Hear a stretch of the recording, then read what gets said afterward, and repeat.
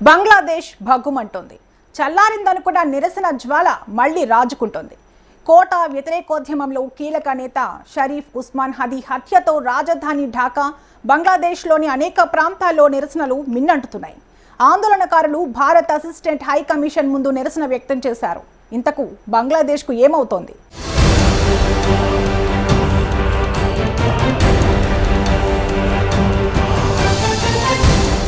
Quota వ్యతిరేకోద్యమం, అవామీ లీగ్ నిషేధోద్యమంలో షరీఫ్ ఉస్మాన్ బిన్ హదీ కీలక పాత్ర పోషించారు. త్వరలో జరగబోయే ఎన్నికల్లో స్వతంత్ర అభ్యర్థిగా పోటీ చేస్తున్నట్లు ప్రకటించారు.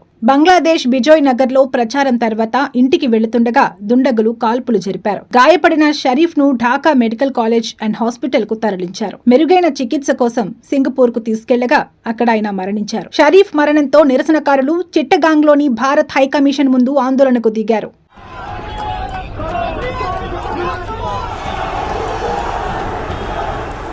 బంగ్లాదేశ్ విదేశాంగ కార్యదర్శి అసద్ ఆలం సియాం మాట్లాడుతూ ఈ దారుణ హత్యలో పాల్గొన్న నేరస్తులపై చట్టపరంగా చర్యలు తీసుకుంటామని తెలిపారు. ప్రధాన సలహాదారు మాట్లాడుతూ హదీ మరణం బంగ్లాదేశ్ కు తీరని లోటన్నారు. కాగా ఇంక్విలాబ్ మంచ్ ఫేస్బుక్ పేజీలో ఉస్మాన్ బిన్ హదీ భారత ఆధిపత్య వ్యతిరేక పోరాటంలో అమరుడయ్యారని పేర్కొంది. వచ్చే ఫిబ్రవరిలో బంగ్లాదేశ్లో ఎన్నికలు జరగనున్న సమయంలో ఈ ఘటన తీవ్ర ఉద్రిక్తతలకు దారితీసింది.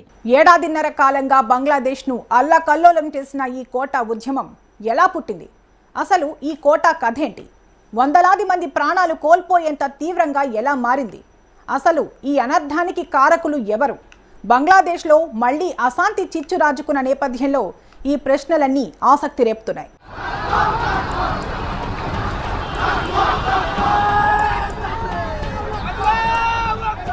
బంగ్లాదేశ్ స్వాతంత్ర్యం కోసం పోరాడిన వారి కుటుంబ సభ్యులకు ప్రభుత్వోద్యోగాల్లో 30% రిజర్వేషన్ కల్పిస్తూ గత హసీనా ప్రభుత్వం నిర్ణయం తీసుకుంది.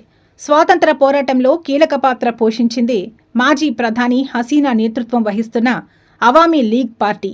వారికి లబ్ధి చేకూర్చేందుకే ఈ నిర్ణయమని, రిజర్వేషన్లు రద్దు చేయాలంటూ విద్యార్థులు చేపట్టిన కోటా ఉద్యమం తీవ్రమైంది. ఈ ఉద్యమంలో 300 మంది మరణించారు.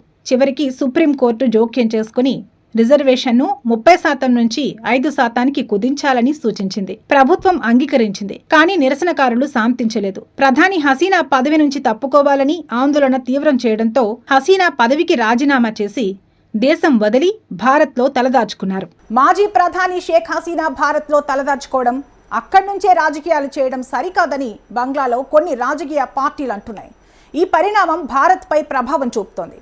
బంగ్లా స్వాతంత్ర పోరాటంలో స్నేహహస్తం అందించిన భారత్పై అక్కడి రాజకీయ వర్గాలు విద్వేషం చిమ్ముతున్నాయి. బంగ్లాలోని హిందువులపై విచక్షణారహితంగా దాడులు జరుగుతున్నాయి. తాజాగా బంగ్లాదేశ్ మాజీ జనరల్ అబ్దుల్లాహిల్ అమాన్ ఆజ్మీ భారత్ ముక్కలైతేనే బంగ్లాలో శాంతి నెలకొంటుందన్న రాజకీయ అనుచిత వ్యాఖ్యలు భారత్ స్నేహ ప్రయత్నాన్ని దెబ్బతీసేలా ఉన్నాయి. పోరాడి స్వాతంత్రం తెచ్చుకున్న బంగ్లాదేశ్ అశాంతికి నిలయం కావడం దురదృష్టకరం.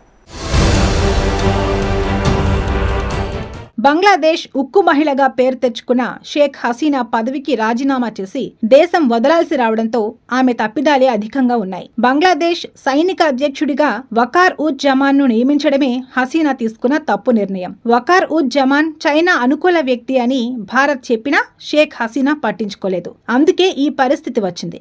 షేక్ హసీనా ప్రధాని పదవి నుంచి తప్పుకున్నాక మహమ్మద్ యూనస్ తాత్కాలిక ప్రభుత్వాన్ని ఏర్పాటు చేసినప్పటి నుంచి భారత్ బంగ్లా సంబంధాలు క్షీణిస్తూ వచ్చాయి.